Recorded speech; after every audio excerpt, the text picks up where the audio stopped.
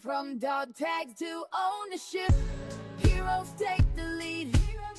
Stories of veterans building dreams with passion, drive, and speed. From service to success, we're here to inspire the quest. Dog tags to ownership, we're the best. Take the prize. From the battlefield to the boardroom, this is Dog Tags to Ownership, the podcast where veterans share their journeys from serving our nation to leading in business. Hear inspiring stories of grit, growth, and the entrepreneurial spirit that drives those who've served to succeed. Tune in and take the first step toward your own mission in entrepreneurship. Military One Percenters, welcome to Dog Tags to Ownership, where once a week we interview veterans who charted a path towards entrepreneurship. Here, our goals are to share resources, advice, and success stories about starting a business, discuss strategies for building financial independence and creating your own path, and most importantly, build a community to support each other through the challenges of transitioning from service life to civilian ownership. Extremely excited to introduce our guest to the show, Javier Guitron. Javier is a 22-year Ranger qualified Army veteran. He spent 2 decades honing his leadership skills with numerous assignments around the globe. Now, Javier has transitioned his tactical and operational planning experience into building and managing tangible assets as a real estate investor and risk management specialist. Javier, welcome to our podcast, and thank you so much for joining us today to discuss your journey of turning your dog tags into ownership. How are you doing today? I am great. And you guys? Amazing. So before we get into talking about your life after the military, can you first tell us a little bit about yourself and your military journey? Sure. First, I came from a small town in California, Modesto, California, son of 2 immigrant parents from Mexico. So it goes without saying, culturally, most immigrant parents from Mexico or even that culture, they want to keep all the kids around. So when I went ahead and decided to leave for the military, pre 9/11, mind you, it was a peacetime army, and I was only supposed to do 3 years. And then obviously September 11th happens while I'm in basic training in a medical class. We had to all call our parents and tell them we're okay. I remember my mom asking me, so what's going to happen now? Are you going to go to war? I'm like, I don't know. I'm still in basic training. Well, she was right. I mean, obviously I went to war a few times. And so from that was in 2001, obviously. And then along that way, I will sum my military journey up by being funny. I'm not going to ever say it was, I killed this many people, I did these cool things. I never want to be that person to talk about it because it is just straight funny. Yes, I was in the infantry first. And then I'm going to tell you how I got into special forces. This is how the funny trend happens. In 2009, I went to my first assessment and selection in March. That one was my first one, and I didn't make it. I actually voluntarily withdrew because there is no med drops in that one. You either get taken out after a certain point, or you say, I can't walk anymore, which I said, or you just don't say anything. But I manned up and I said, hey, I can't walk. I'm using my rubber duck as a cane. It's cool. After I healed from that, it was a humbling feeling, that's for sure. After I healed from that, I met up with a friend of mine in Quantico. At the time, I was stationed in Maryland, and he asked me before I left out of his door to the hotel that we're staying in, or I crashed on his couch rather. He's like, hey, Javi, can you come back? I'm like, yeah, what's up, bro? Hey, man, would you go to selection with me? And I'm like, sure, which one? Civil affairs, PsyOps, special forces? He's like, yeah, I want to go SF. I was like, okay, when do you want to go? He goes, October. I'm like, all right. It's like May around this time. So I'm like, whatever, I'm still in shape.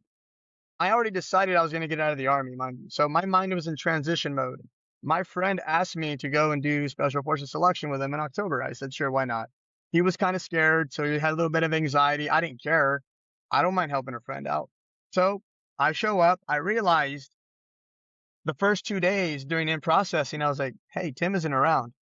So let's fast forward to me getting selected. I get selected. I get my phone back. I call Tim. I'm like, hey, Tim, are you okay? I'm like, yeah, why? I'm like, well, you asked me to go to selection with you. I'm here. Did something happened to your family? Are you hurt? No. Okay, dude. Just wondering why you didn't come. He hangs up the phone. I text him. Hey, what's up? I said, screw it. I'm hungry. My feet are bloody. I'm tired. I went to go and ate a whole pizza. That's what I did afterwards. And then I get back to Maryland where I was stationed at the time, and I get to my house. I turn on PlayStation because how we got along after we met was we played Call of Duty and we played PlayStation, right? On PlayStation 3 at the time. That's how old I am at this point. And I noticed that he deletes me and blocks me on my gamer tag for Call of Duty. So I can't communicate with him on or play Call of Duty with him anymore on PlayStation 3. So that day that happened, I literally made the conscious decision. I'm not drinking anymore. I'm not playing video games anymore. This stuff's for chumps. And then I realized that my drinking friends are not your friends. Like, no good decisions happen when you're drunk. No good decisions happen when you're hungover. The only caveat to that one was when I was hungover, he asked me to go to selection with him. That was probably the only caveat, was me saying yes, and I stuck it through. That was probably the only one. Again, it's funny. I have a funny career, and then after that, I get to the Q course. I make it to group, and I noticed that I want to like frame this correctly without losing the message here. I wanted to get out of the army, and I just decided to stay. You know those people that train for their whole lives for something and are like, yeah, I'm here, I did it. Like people who like just say making like Navy SEALs, like that's 6 months of grueling. They kick you in the butt every day. I only had to deal with it for like 19 days, right? To me, it was nothing. I didn't really like want to do it. I just did it because my friend asked me to do it. So when I arrived, I would say like the threshold of, wow, I am like so excited to be here. Mine was just like, okay, I'm here. I just want to do the work and let's go. So there's a very stark difference in my opinion with people who are like, I'm so excited to be here. I'm here. Yes. And me, I'm like, all right, just go do the job and have fun or doing it, I guess. And I already came in with like, hey, I just want to do what I need to do and then leave. I'm glad I was that way, and I'm gonna tell you why. Because as I was getting out, I was pretty much like checked out of the military around the 15-year mark. There's no way I was gonna get out. And the time I wanted to get out, COVID happened. So 2020 COVID happened. I hit my like 19-year mark there. I'm like, well, shoot, how's the world gonna be now, right?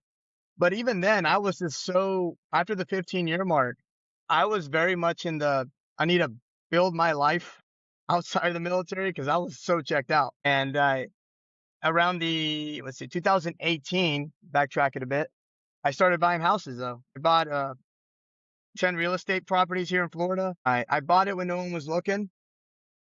Mind you, the whole time I was around 2018 to heck until I got out, I always had a second job. So if I wasn't a bouncer, if I wasn't doing some form of security, risk management, I was doing it.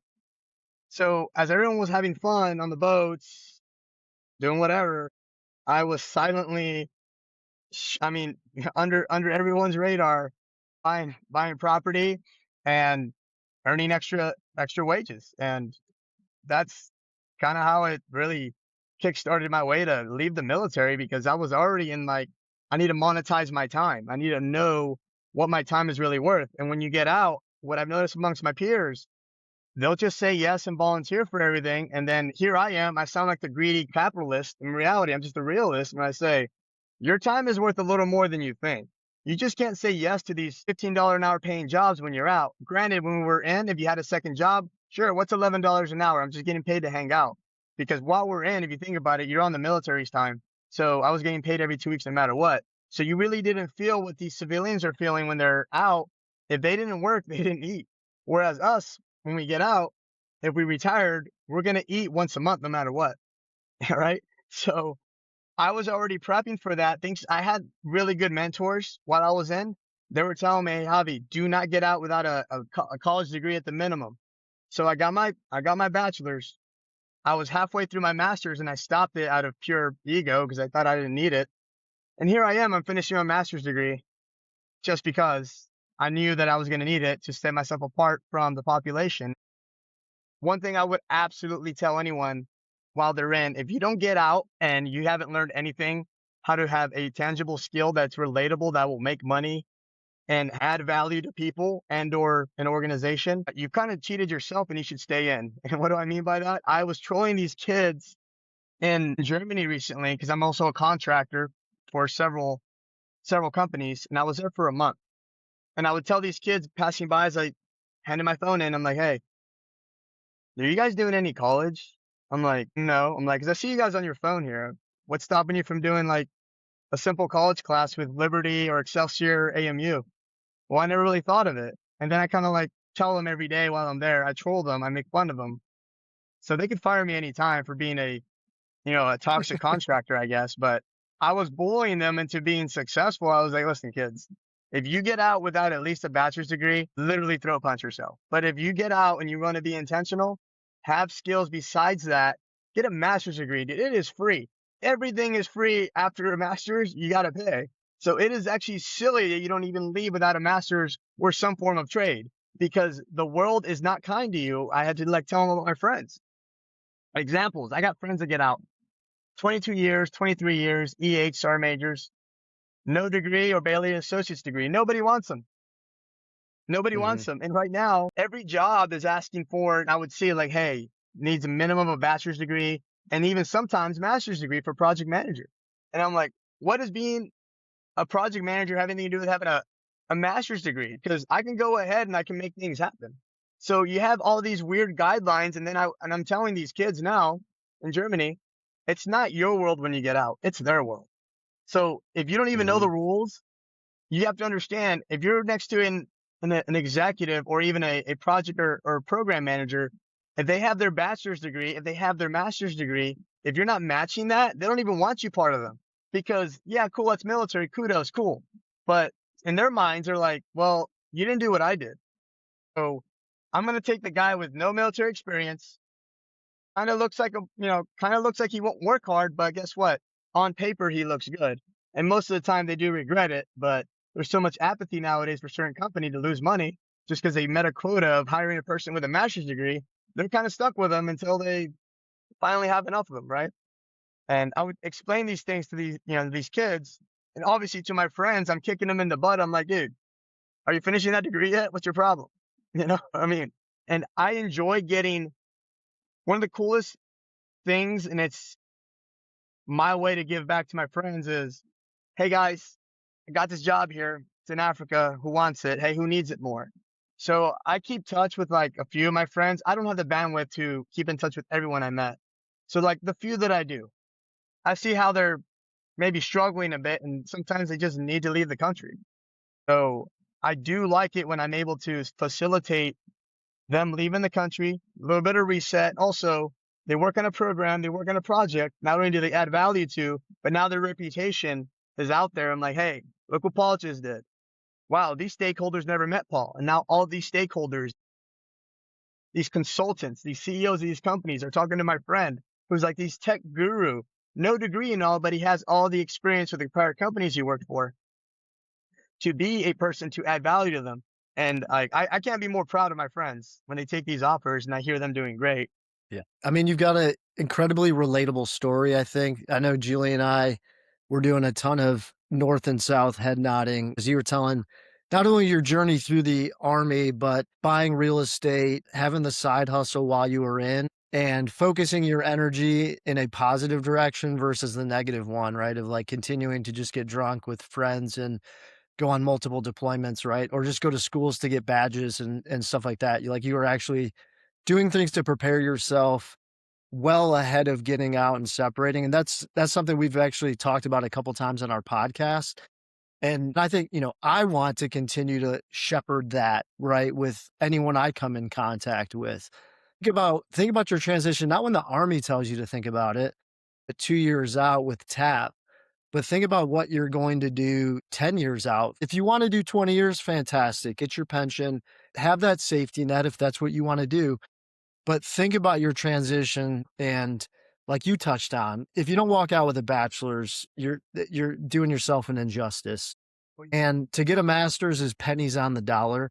Julie's got like 3 master's degrees. We've got lots of friends that have doctorates or are working on doctorates. So it's like, even at that level now, the Army's paying you to go get a doctorate before you separate. And that's achievable. And I'm talking about maybe more officers, but I think on the enlisted side, they're encouraging the degree completion and professionalizing the arms, on both sides of the aisle now. Yeah. Yeah. So Javi, you had talked about you decided 5 years before it was time that you're going to retire, that you're going to retire.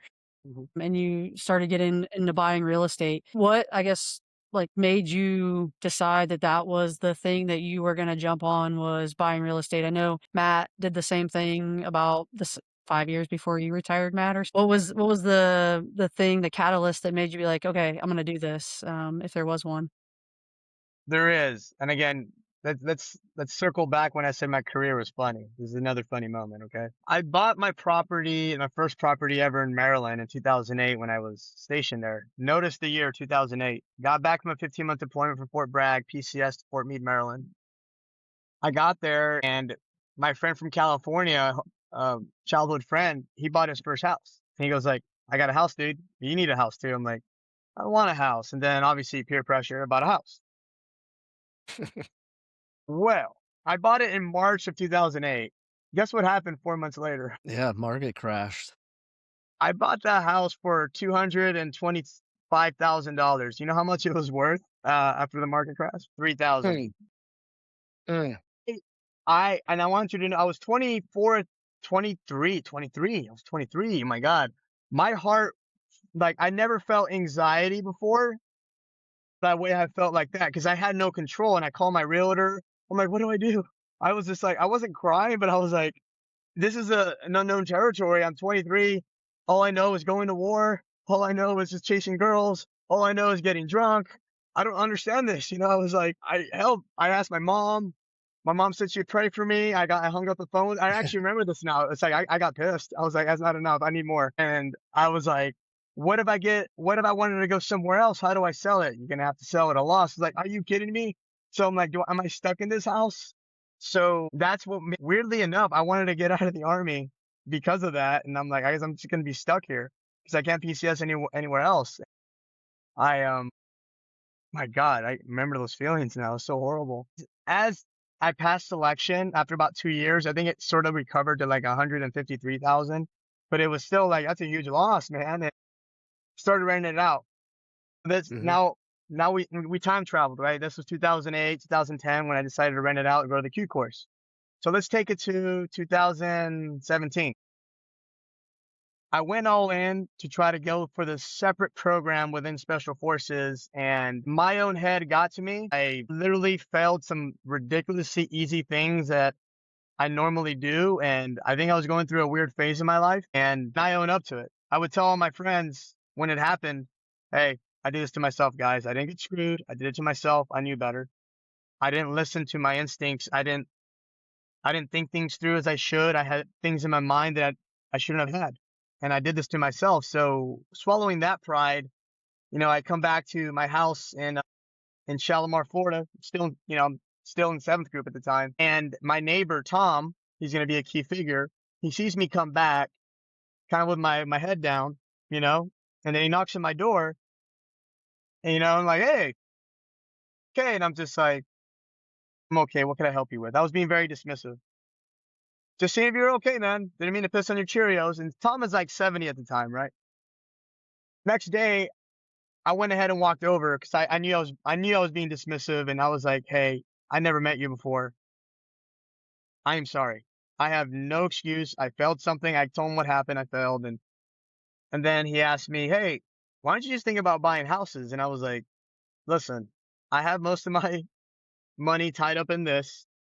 I have a lot of money in it, but I have a house in Maryland. I don't want another house. I told him what happened. I'm like, well, that's Maryland. This is Florida. Look at the price of these houses. Look, 102,000, 94,000. I'm like, yeah, so why don't you buy? I'm like, I don't want to anymore. I went over and talked to him a bit more. He got to know me a little bit and he finally convinced me. He goes, tell you what, if you buy your first house, I'll manage it for you and I'll look for the tenants and I'll do it. Just give me like 100% cut a month from the rent roll. I'm like, okay. So I did that. That was the first one. Then I gave him some more reins and some fiduciary duties, and it was risky. And I gave him access to all my accounts, right? Super crazy, super stupid. I don't suggest anyone do it, but I did it.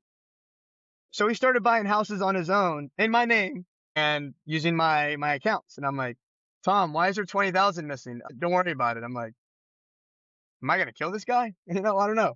So I'm thinking that thought was in my head.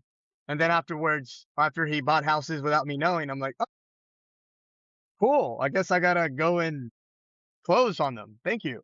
So I was like, thanks. So he started buying these houses, and then I'm like, I'm gonna buy some on my own. So I started doing it on my own. I'm like, "Look, you can still manage it.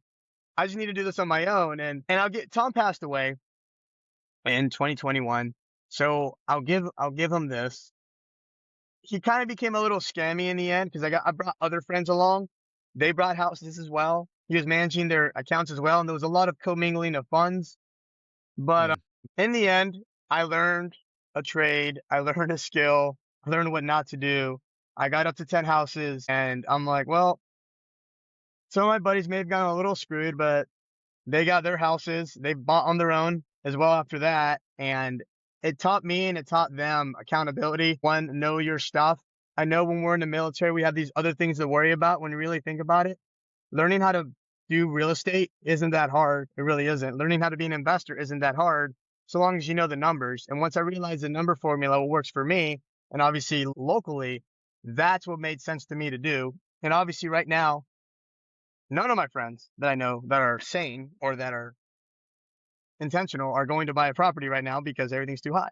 So, in the end, that's how I got into it, by accident, by a conversation, a funny conversation. And yeah, again, a lot of it seems very accidental, not even intentional, but it kind of morphed into that. And most of it had to do with rapport, because if Tom didn't build that rapport with me, I wouldn't have bought my first house here in Florida. And relationships is the currency, because again, if I didn't believe in Tom, even though he was kind of scammy in the end, it taught me a lot, and I taught my other friends a lot. And also it gave me a mindset, and it gave me an ability that I'll never lose, and that will pass to my son, that will pass to my friends, or pass to anyone, so they don't have to pay for these weird coaches out there trying to take their money. You can literally learn it on YouTube, or you find me and I can give you the cold hard truth, and for free, mind you. I will never charge anybody for the things I learned. I'm like, this is the whole Mhm. cold hard truth. If these dudes are telling you to buy with them, they are feeding you a bunch of crap. This is the formula you want. This is how you want to do it. You got to look at principal, interest, taxes, insurance. And especially in Florida, you have obviously a 10%, 5%, 2% hurricane deductible, little things like that. These are things like they don't teach you this unless you had a mentor, a coach. A mentor is someone that you get for free, and there's a value exchange somehow between you and them. But a coach you actually pay for. I will never be anyone's coach. It feels so scammy. And I think, there's always that look for that silver lining, even in what a lot of other people look at as a negative situation, right? Where maybe Tom took a little bit advantage, financially from that situation. But like you said, the lessons you learned and the experience you gained put you on a different trajectory. There's lots of sayings, as you know, with real estate, but time is the best thing, right? And I imagine, I don't know, do you still own the Maryland house? I'm curious, and what that's worth today, or if you offloaded that at some point.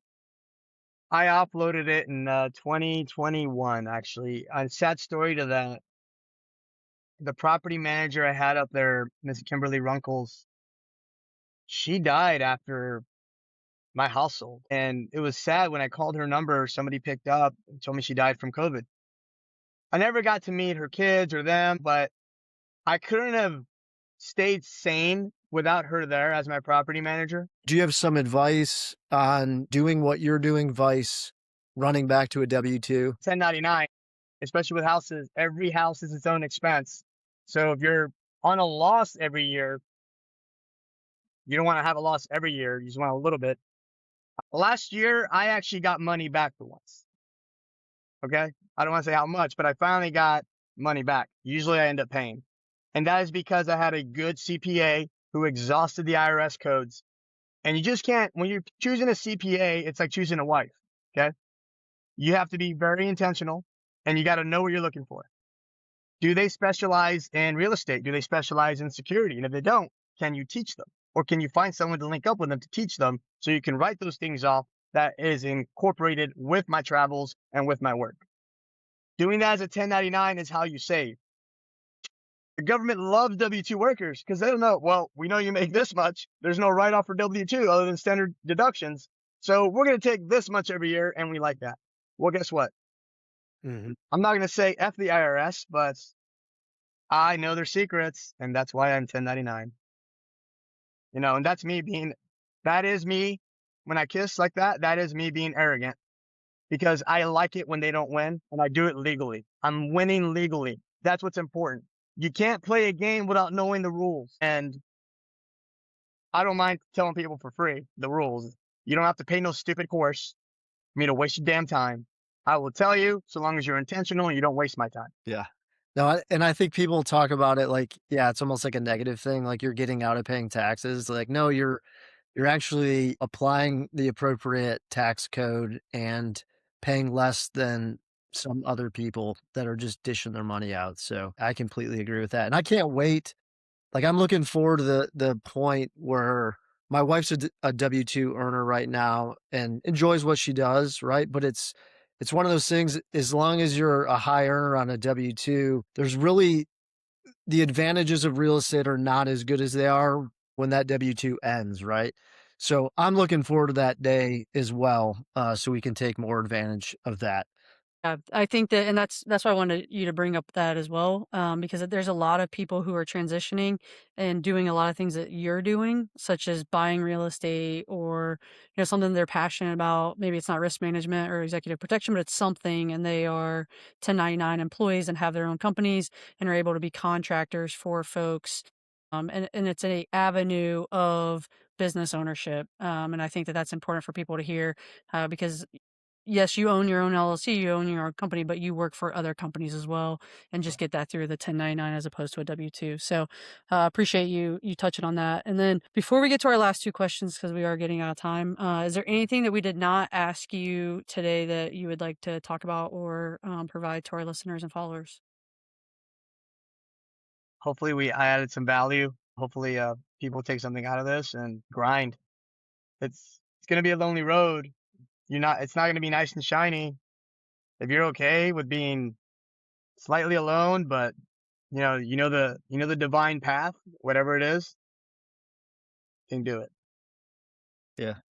No, it was fantastic. You came on like you were shot out of a cannon. So, and I think your candidness and your transparency and authenticity speaks volumes. So if you go back and watch this on YouTube, your opening comments, I think Julie and I were just continuing to nod up and down because a lot of it resonates with us, both owning real estate, both having a transition plan before the Army decided for us to have a transition plan. So the more we can amplify that and beat that drum, I think the better off our service members will be. So my question is, do you have a podcast, a book, or an audiobook that you would recommend, maybe that was inspirational or impactful for you, that you'd recommend to our listeners? It can be really any genre, doesn't matter. I understand. Originally, just like you, Rich Dad Poor Dad, I started that out 8 years ago. And so mind you, I'm intense like this about 80% of the day, but I listen to intentional women like Cody Sanchez, Lisa Song Sutton. They're legitimate boss women. They are women who are leaders in their industry, and they are very intentional and they ask the right questions. I listen to them. There needs to be more men out there to do it correctly like them, but they take ego out of it and they say it in a way that resonates with me. And like Matt, there needs to be more guys out there to be like, come on guys, what's going on? These women, to me, I listen to them, and different strokes for different folks, but I draw a lot of the things they do, their way of going around things. I'm like, wow, that makes sense to me. Yeah. That's where I would say listen to them. I believe I think they have what it takes, and they're giving some good content. At least I listen to it, and I've gotten things out of it. So. It's so good that you said they take the ego out of it, because I say recently, probably a month ago, downloaded another audiobook. I'm a listener of books, and I won't say the name of it. I may have already said it on a previous episode, but it's all ego, right? It like comes through in the book in literally every chapter, and I couldn't get halfway through it.